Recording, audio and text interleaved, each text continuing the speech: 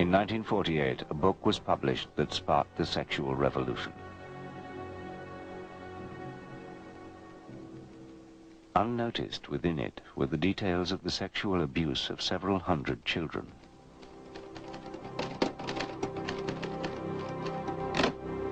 Who were these children? Who were their abusers? And how did the world's most famous sex scientist come to use the details of these sexual assaults as evidence of children's sexuality?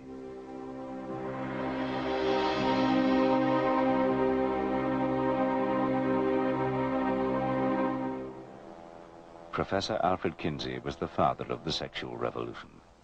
From 1948 to 1956, he traveled the world, advising governments how to modernize antiquated sex laws. From Britain, where he advised the Wolfenden Committee on Homosexuality, to Europe and America, his advice was key to updating sexual attitudes.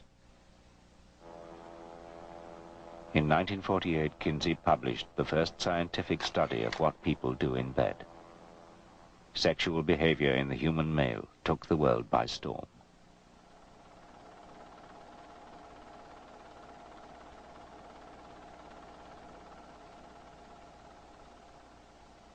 When the book came out, it simply hit America. It was compared to the atom bomb. People were rushing out to buy it. It sold something like 300,000 copies for a book almost twice as expensive as the ordinary book, and certainly 5 times as fat. All the papers had it, either in the front pages or very, very big in the middle pages. All the magazines, Life, Time, had 6 or 7 page spreads about him. Before Kinsey, America had a schizophrenic attitude to sex. No matter what they did in private, in public, its citizens adhered to a strict moral code. The only sex that is sanctioned by society and its legal strictures in the 20s and 30s is sex between people who are married. And even then, there's some interesting and arcane laws about even husbands and wives. One of my favorites from Northwood, Arkansas, that a man and woman, even if they're married, mustn't laugh while they're having sex, because, you know, sex is serious business. Oh, the sexual climate in those days was, well, to put it gently, repressive. Everything was illegal except wet dreams. And so, well, if you had premarital intercourse, that was labeled fornication. You know, if you had extramarital intercourse, that was adultery. Of course, homosexuality was taboo completely. So was animal contact. If you tried petting, you had to be very careful of the age of your partner, or you would be contributing to the delinquency of a minor. You also had to watch your techniques. If there was any mouth-genital contact, by definition, that was sodomy. You know, so, literally, as Kinsey once said, if all the sex laws were rigidly enforced, about 90% of the males would be felons. Kinsey's book challenged most known views on sexual behavior. From masturbation to adultery, homosexuality to bestiality, Kinsey's patient research appeared to reveal the reality of America's sex life. We took sex, you might say, out of the closet. We made it possible to discuss sexual matters in the home, in the office, in schools, and even in the media. We sort of broke the taboos. The research was based on the biggest survey of sexual attitudes and behavior ever undertaken. Kinsey invented a highly detailed, confidential questionnaire. His researchers had to learn the complicated code, which encrypted both questions and answers. Paul Gebhard was a senior member of the team. Frankly, it was a damnable thing to memorize, and Kinsey forced us to memorize it. He wouldn't let us keep a little guide or cheat sheet or something. We had to memorize it verbally. It was a sheet of paper divided up into columns and lines, and each column dealt with one subject. For example, one column dealt with the frequency of intercourse in marriage, another column dealt with masturbation, another column dealt with psychological responses to sexual stimuli, etc. Another thing he did was always to assume that people had done everything. It was never, have you had sex with a pig? It was, when was the first time you had sex with a pig? And as one of his interviewees said, if you hadn't had sex with a pig, you were fine, but if you had, he'd got you. He was in the market for everything. His interview system was so flexible that if you happened to surprise him with something, turned out that you were a hair fetishist or something like that, he would stop and go off on that tangent and explore it to the nth degree. But there was a dark side to the research. One chapter in the book dealt with the previously unresearched subject of child sexuality. It's little known that to get this information, Kinsey cultivated relationships with habitual child molesters. These paedophiles would provide him with accounts of their abuse of children and with their own interpretations of children's sexual development. At the beginning of his research, Kinsey saw pedophilia as really beyond the pale. As he collected more and more data, and as he, again, hoped to promote more and more tolerance, he has a hard time maintaining moral boundaries.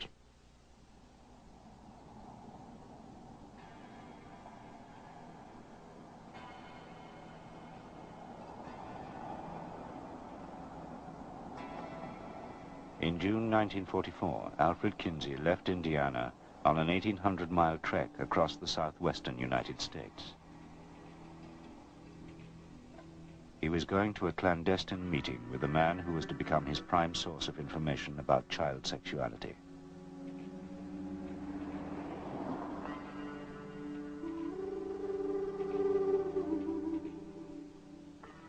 This individual was, I suppose you might say, his interest in sex was his main hobby in life.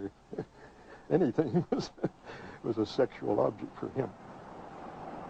He was interested in having sex with men, women, and children and animals, and he just was curious to see what would happen.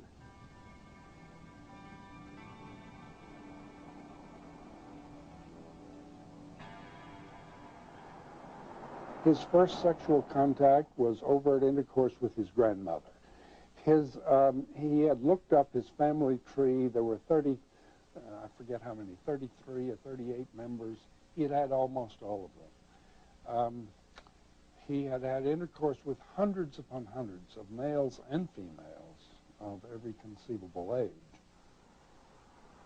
My memory is that it's exceeded 600 for both boys and girls, and we haven't yet got to maturity.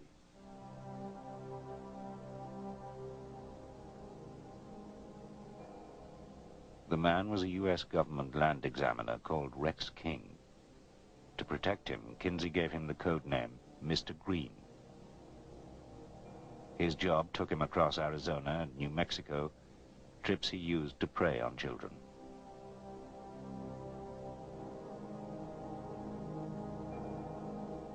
He molested at least 800 boys and girls, recording the details in explicit handwritten diaries.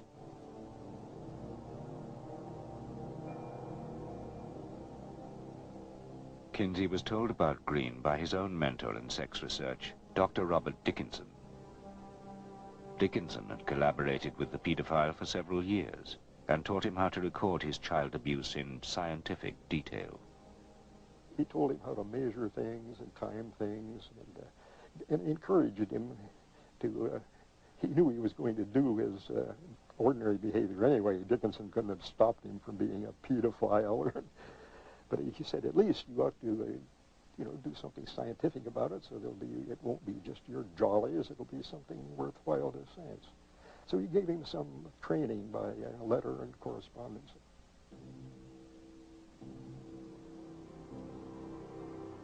Experimented with baby. Penis 1.7 inches by 3 inches.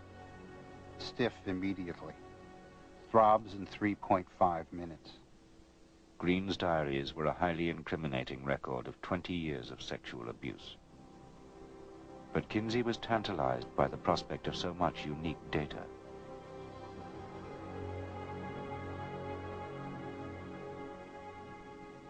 I congratulate you on the research spirit which has led you to collect data over these many years. Everything that you've accumulated must find its way into scientific channels. Kinsey worshipped data. Anyone who could contribute to his aggregate data had a very high place in his, pantheon of heroes. And when Kinsey learned about this material, he saw it as a gold mine, as a scientific gold mine that would provide information in an area about which science knew very, very little. Kinsey met Green at a secret location in Arizona. Because of the illegal nature of their contents, Green had buried many of his diaries in the desert. Kinsey persuaded him to retrieve them and pass them on to him.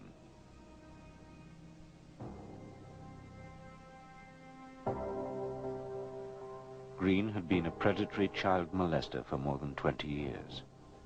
So why did Kinsey agree to work with him?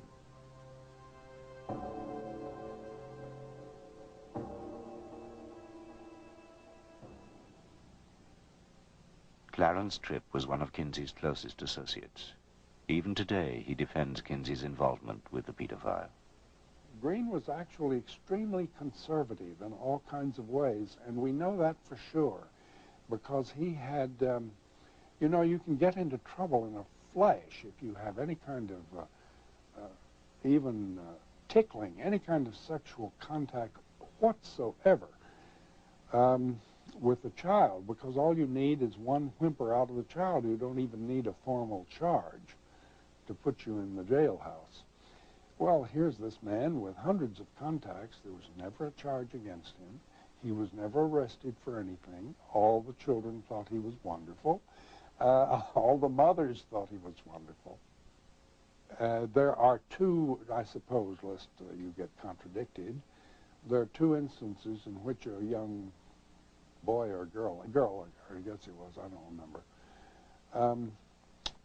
didn't complain. They agreed to the sexual contact, but then they found it very painful and yelled out when it actually took place. This was because they were very young and had small genitalia, and Green was a grown man with enormous genitalia, and there was a fit problem.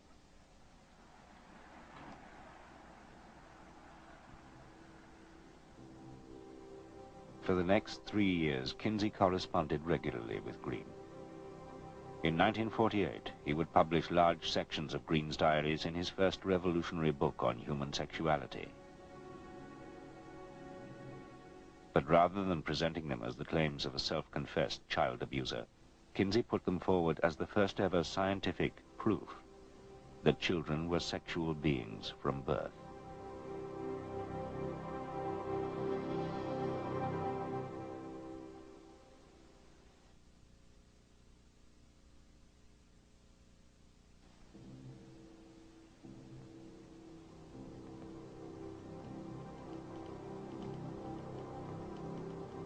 When, in 1948, Alfred Kinsey's Sexual Behaviour in the Human Male became an instant bestseller, no one seemed to notice the contents of Chapter 5.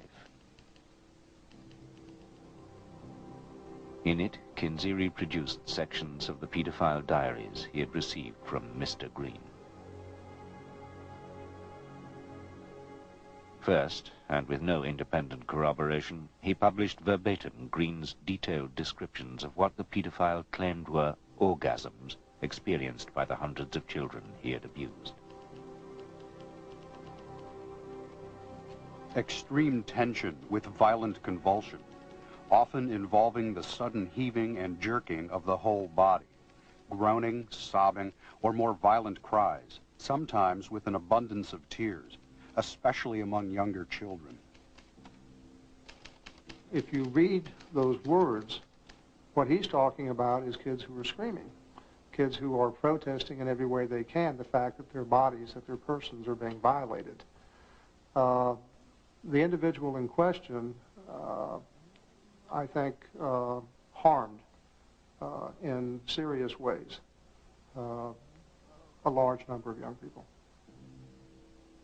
Green had also carried out what he claimed were scientific experiments to determine the age at which boys were first capable of orgasms. For the experiment, he masturbated 317 infants and children from 2 months to 15 years old, recording which ones achieved what he interpreted as orgasms. Kinsey reproduced this as Table 31. In Table 32, he laid out the time it had taken Green to bring each of these children to these so-called orgasms. Green also claimed that his experiments proved that, given sufficient adult stimulation, some of the boys were capable of multiple orgasms. Again, with no way of checking the claims, Kinsey simply reproduced them as scientific fact. Finally, in Table 34, Kinsey set out Green's notes on the time it had taken him to masturbate the children to multiple orgasms. The average interval between the first and second climaxes ranged from less than 10 seconds to 30 minutes or more. Even the youngest males, as young as 5 months in age, are capable of such repeated reactions. The table suggested that some children, including a 4-year-old boy, had been masturbated over a 24-hour period. In his book, and based primarily on Green's information, Kinsey claimed that children could, with the assistance of an experienced adult, enjoy sexual activity from the moment they were born. It was a revolutionary claim that overturned all previous scientific knowledge about the development of child sexuality. But the claim and the experiments that lay behind it have alarmed Kinsey's critics, particularly those who campaign for a return to traditional values. We have a whole chapter here in which children have been tortured for this so-called scientific data. And this is the calculations of those abuse data into tables to promote this as scientific to the world. An assessment of these data suggests that at minimum 317, at maximum 1,200 and some boys were being sexually raped around the clock using stopwatches. Because of its illegal origins, Green's material was a closely guarded secret. Only a trusted inner circle knew of its existence. It was illegal, and we knew it was illegal, but it's very important for people to study childhood sexuality. In other cultures, anthropologists can sometimes do this, but in our culture, it is because of our insistence that children are non-sexual, studying childhood sexuality was essentially impossible, except, for this case like Green. And so he contributed a fair amount to our knowledge of, and when I say our knowledge, I mean medicine's knowledge of sexuality in children. But some of Kinsey's team questioned both the morality and the scientific validity of using the material. Well, when I saw the table on time to orgasm, when infants are stimulated, carried out to the fraction of a second, I thought it was an absurd page in science.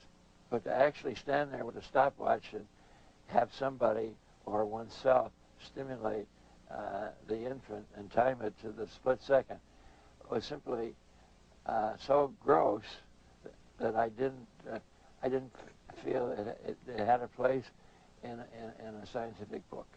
Remember that Noah, who I've never met, was he's a very upstanding kind of man. He was damaged in childhood with all this morality. And then he had this peculiar moralistic wife, I'm understating it, and through all this, it sounded to him like pure sin. Whether or not I had a moral objection to it, and I did, but that was not the point. It was that this was a scientific book. He was proud of its being scientific. And here was some completely unevaluated, potentially important stuff carried out to absurd numbers, fractions of a second. It was irrelevant. It was unworthy of him as a scientist. 50 years after Kinsey first published Green's paedophile diaries as scientific fact, the Kinsey Institute has been forced to defend his involvement with paedophiles. director John Bancroft accepts that the scientific reliability of Green's diaries was dubious, but believes Kinsey was justified to make use of them.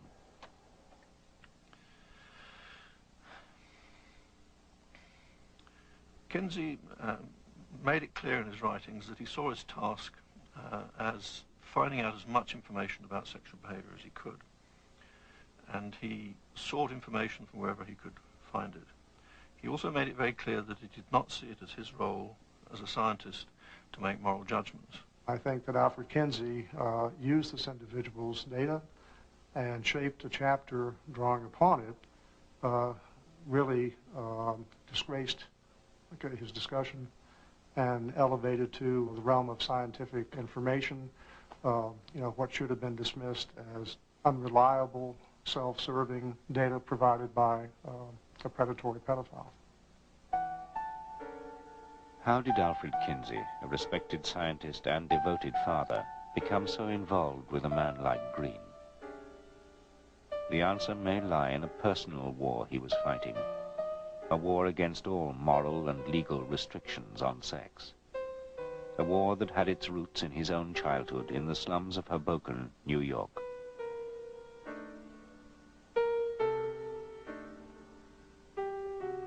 His parents were very poor, and Kinsey's life was dominated to begin with by poverty, very religious, repressive, not just sexy in every way, drink, smoking, Methodist religious background. The family was almost friendless. They were so religious. There are examples of him praying to be allowed to stop masturbating. He remained religious until into his 20s. He then lost his religion, and he turned with fury on religion. He thought it was hypocritical. The repression, the frustration, sexual frustration he experienced as a result of his father's strictures, that anger remained with him all his life. Kinsey's close colleagues believed that this anger fueled his research. To carry out the research, Kinsey believed his key staff needed personal experience of a wide variety of sexual behavior. To ensure this, he encouraged them to have sex with each other. One night, Kinsey said, "Why don't you come down to my room?" So I went down, and I immediately felt some tension in the air, which was quite different from anything I had experienced with him before. And it suddenly occurred to me that Kinsey was preparing to offer me the opportunity to have some homosexual experience.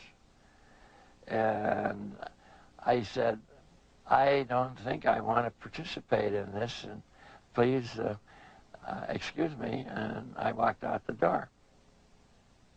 But Kinsey's interest was not solely scientific. He had discovered that he was increasingly sexually attracted to men and had begun to live a double life.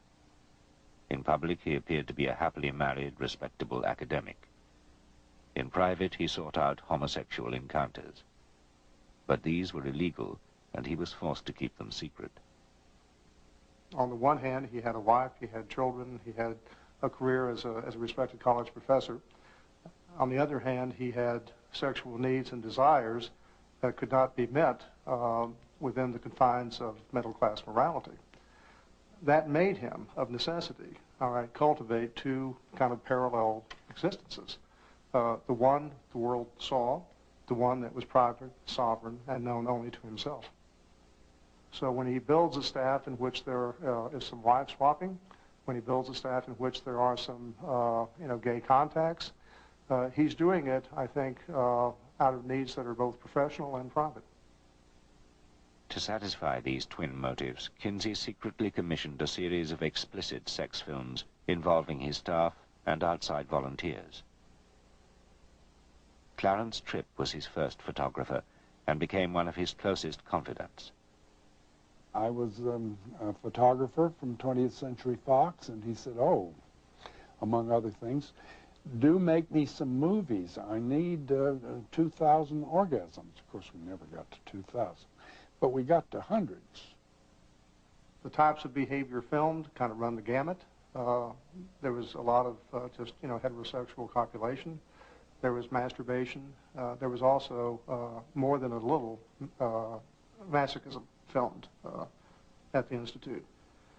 Kinsey, I think, wanted to use these films to, to study and to learn and to observe. That motivation was certainly there. I think also Kinsey has a personal interest in seeing the filming take place. For him, it's both satisfying emotionally, and it's also important scientifically that the filming take place. But Kinsey had begun to realize this type of sex research would take a heavy toll on both him and his staff. When Kinsey first hired me to do pictures, he said, I want to warn you of something. As soon as we get you to photographing sex every day and paying attention to sex, right, left, and center, pretty soon nothing will turn you on. Nothing in the area, nothing visual will turn you on, because you'll lose all those sensitivities. As he immersed himself ever deeper in human sexuality, the effects on Kinsey were becoming difficult to hide. Torn between the demands of his public image and his private sexual needs, his behavior became increasingly self-destructive. A strong association developed in him that in order to have sexual pleasure, he also had to pay for it in pain. Kinsey, on one occasion, circumcised himself with a pocket knife without anesthesia or anything else. That, to me, is an act of a desperate man. It's an act of a person whose private boundaries are starting to erode.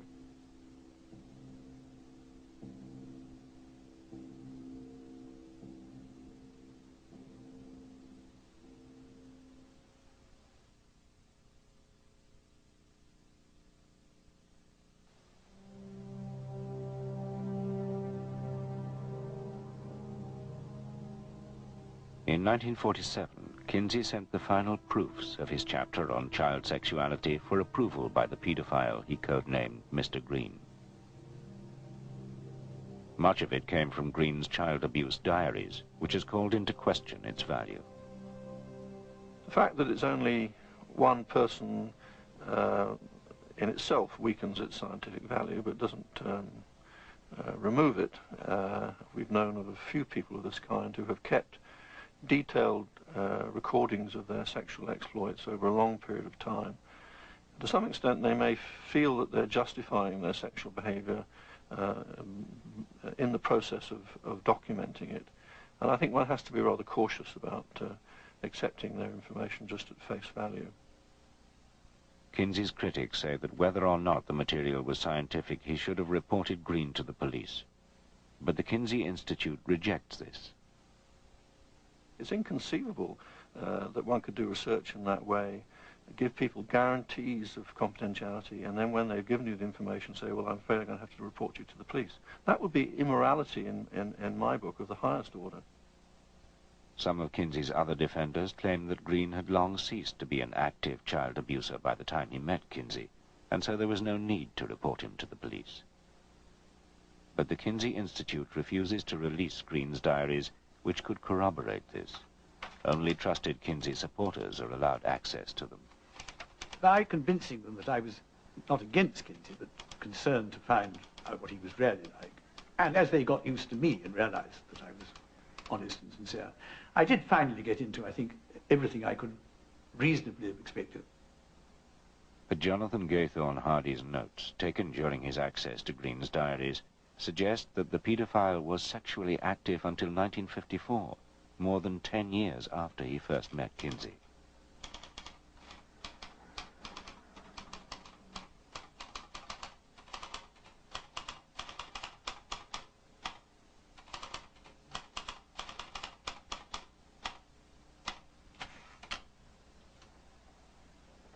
What does the highlighted piece mean? Yes. Well, you see, he may have done, but the thing is, Kinsey didn't use that information. It's quite possible that Green went on, in fact, I'm sure he did, went on having sex with everybody until then. But that was long after Kinsey had got the journals. Kinsey's critics believe his involvement with Green was morally indefensible. especially because the paedophile was probably still sexually abusing children. The only justification for defending Kinsey was that all this happened before. If Green was sexually abusing children to 1954, Kinsey's last book came out in 1953.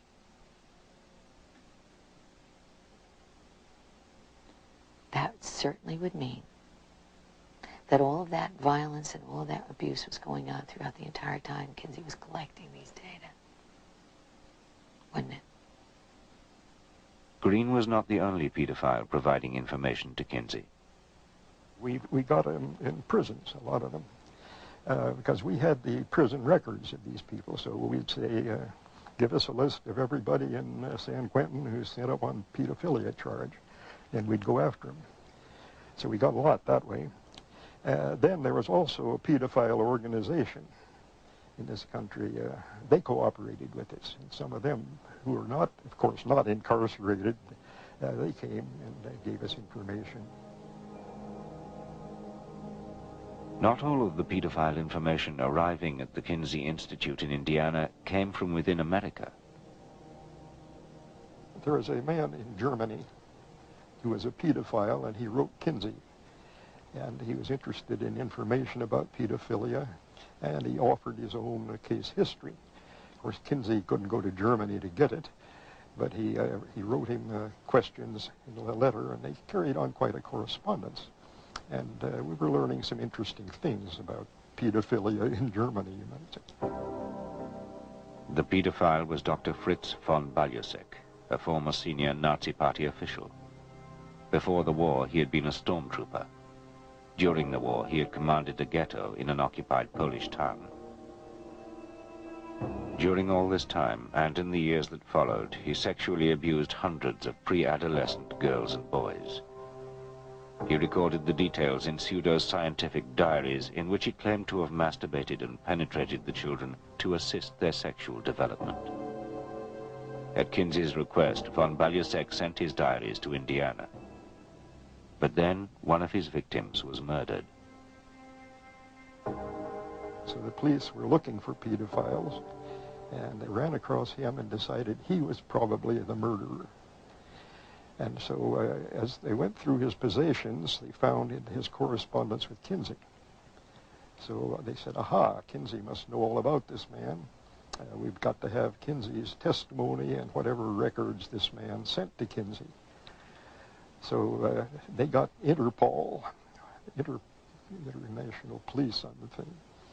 And they even involved the FBI and some other things. And they put an enormous amount of pressure on Kinsey to reveal this guy's, this stuff he sent. And he was also keeping a sexual diary, and they wanted his diary badly. And Kinsey said, absolutely not. This is completely confidential, and you're not going to get it. We'll destroy it before we let you have it. Von Baljusek was never charged with murder, but he pleaded guilty to sexually abusing more than 30 children. At his trial, the judge criticized Kinsey for failing to report such an active pedophile to the police. It is a criticism the Kinsey Institute rejects. I think people have got to ask themselves the question, do they believe that research into sexuality should be done or should not be done? Particularly research into sexuality which might be, in some sense, illegal. But if the cost potentially is more children at risk of abuse, can that cost be justified? Consider the cost of remaining in ignorance. Unless we know about these behaviours, we'll be in a much worse position than if we have more information about them. That was Kinsey's view. John Bancroft is adamant that Kinsey never did more than accept reports from paedophiles on their sexual activity. Kinsey didn't ask anybody to carry out any particular form of sexual behaviour. He simply asked them to let him know of their experiences that they'd had. But at von Baljusek's trial, an exchange between the judge and the paedophile seemed to suggest otherwise. The judge said, I had the impression that you got to the children in order to impress Kinsey and to deliver him material. And von Baljusek replied, Kinsey himself asked me for that. If the judge's impression was correct, and if von Baljusek was telling the truth, it would be evidence of Kinsey's involvement in ongoing child sexual abuse. It tells me that von Baljusek, who was not a sex researcher, got his directions as to how to do the, quote, scientific part of the research from Dr. Kinsey, that he was directed. Over the years, people have used their contacts with Kinsey in a variety of ways, and it's not surprising that if someone's being charged with an offence, if they can bring Kinsey's name in, they will do, in the hope that it might mitigate their case. But Kinsey was not responsible for what that man was doing, nor did he encourage it. The key to resolving Kinsey's involvement with child sexual abuse is in von Baljusek's diaries, but the Kinsey Institute refuses to release them. However, for more than 15 years, Kinsey appealed to people of all sexual orientations to send him information. In at least some of these appeals, he seemed prepared to give instructions on how to record their sexual activity. Persons who have kept calendars, or who are willing to begin keeping day-by-day calendars, showing the source and frequency of their sexual outlet, are urged to write to us for instructions. So many people responded that the Kinsey Institute has never been able to catalogue their material, and today has no idea who sent in which diaries. But the Institute says it has long been expecting to hear from someone claiming to be a victim of Kinsey's paedophile correspondence.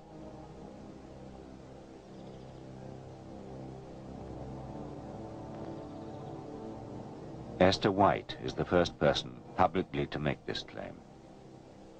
Esther's family had a long-standing connection with Kinsey. Her grandfather attended Indiana University with him. But Esther came from an incestuous family. She claims she was abused first by her grandfather and later by her father. The abuse started with my father, I think, as a very young child, probably about age 7. My father started a loving, concerned, petting kind of an affection. And when the opportunity came along, he took the opportunity to turn that from affection into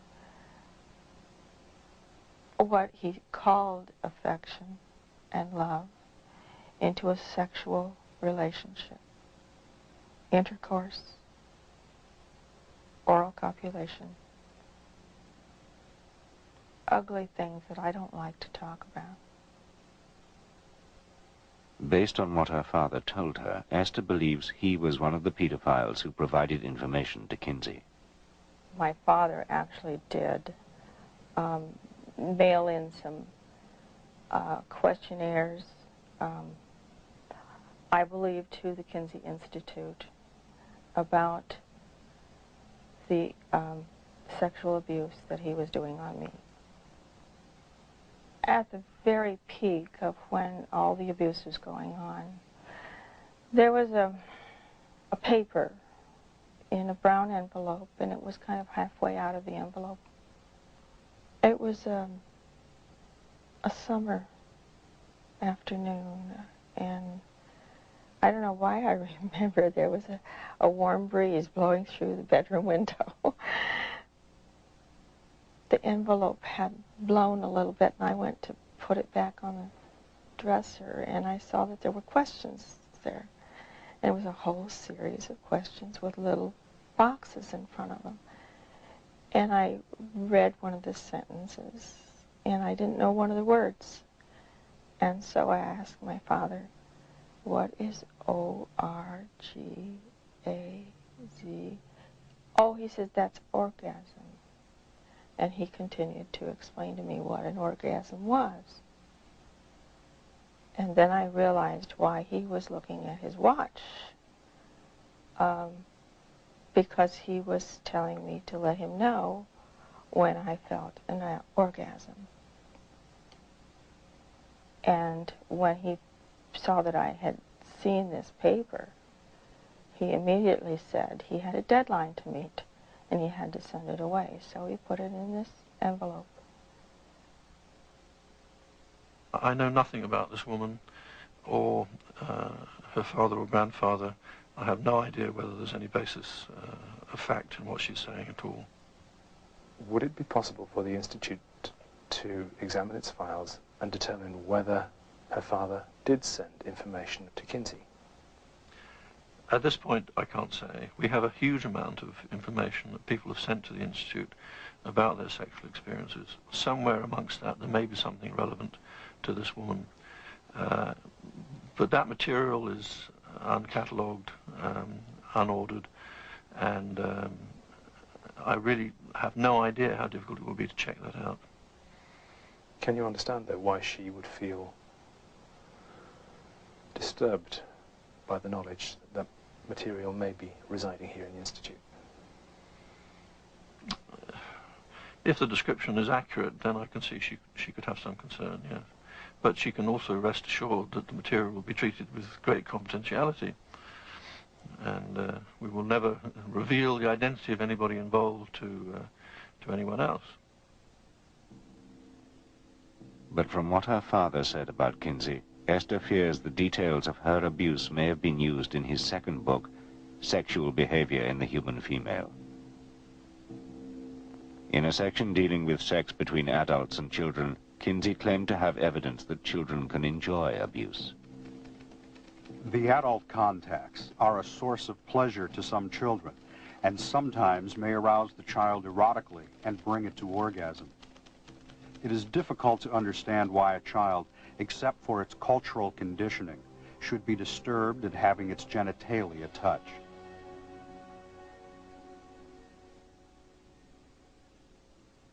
But for Esther, some memories are so painful they stand out even 50 years later. My school was going to have a little operetta.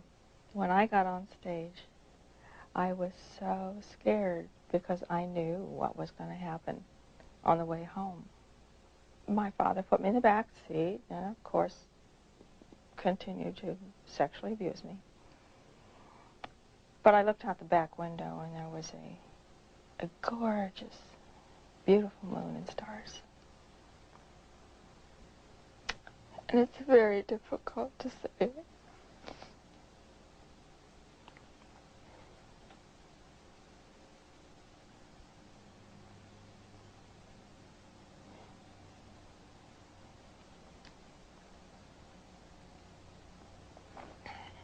I'm sorry.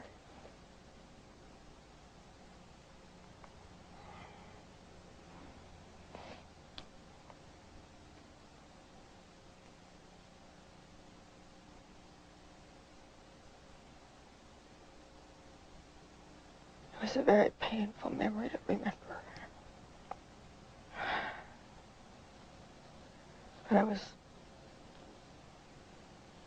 crying so hard that the tears were running into my eye, out of my eyes and down into my ears.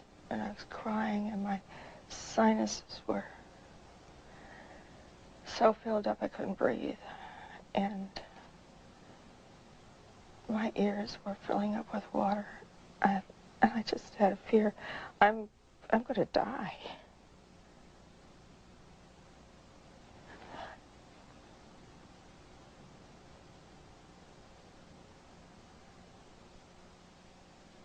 Surely the way to get information on children's sexuality is not by asking men who have a vested interest in saying children are sexual and they enjoy being sexual.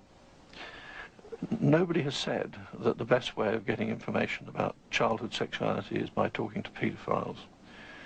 Kinsey didn't say that. He simply reported some information of that kind because he thought it was worthy of consideration. Based on Kinsey's writings, he approved fully and wholly of adult-child sexual interactions, what he called play or interactions. Not only that, he recommended that adults could effectively aid children in better sexual lives by giving them quote-unquote orgasms at a very early age. Without help from more experienced persons, many pre-adolescents take a good many years to discover masturbatory techniques that are sexually effective. It is probable that half or more of the boys in an uninhibited society could reach climax by the time they were 3 or 4 years of age. In his final years, Kinsey would testify before legislatures and courts that paedophilia was a less dangerous problem than public intolerance of it. Kinsey said some of the most brilliant things imaginable about that. Paedophilia is an almost non-existent kind of crime, and the thing that he hated most about it is that people use words like child molestation. What is that? Nobody knows. Abuse of children, are they talking about bollocks them against the ear or hitting them with a stovepipe? Are they talking about tickling them a little?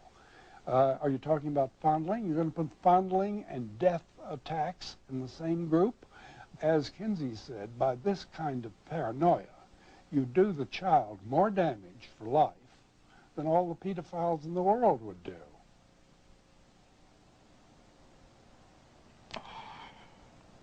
Pedophiles are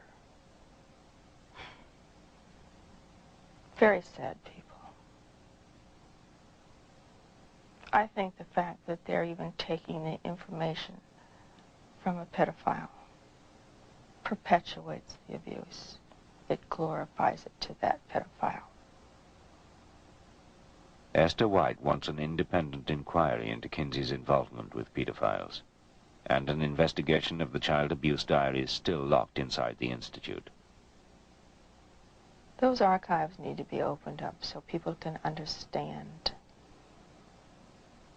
that if they feel they were connected with the Kinsey Institute, that they can go back and know for sure. But Kinsey's surviving colleagues say their original promises of confidentiality make this impossible. We were asking people to put their careers and their marriages on the line by talking to us. To ask them to place that much trust in us, we had to be absolutely trustworthy.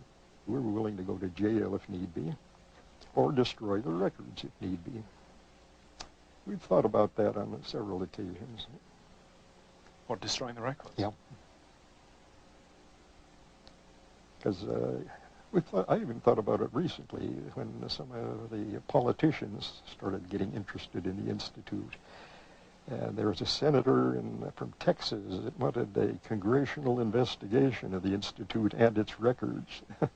Then there was a local senator in Indiana, Burton. He wanted the Institute investigated. You know, they all said, oh, you probably have, case histories of sex criminals, and we'd like to get those records so we could catch these people, that sort of. And when they start talking like that, then we seriously think, what would happen if we started facing court orders, or if search people came in with a warrant to seize what we had? Yeah, so we've made precautions.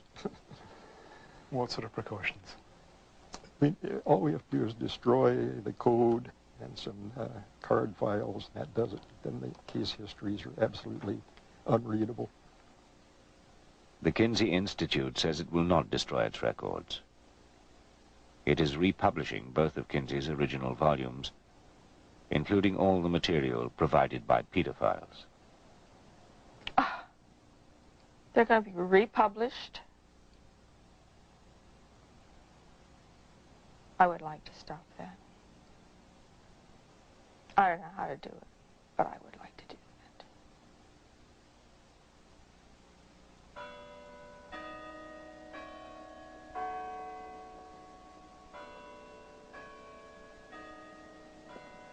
They used me, and they used those children. And that's a terrible way to feel that you've been used for a lie.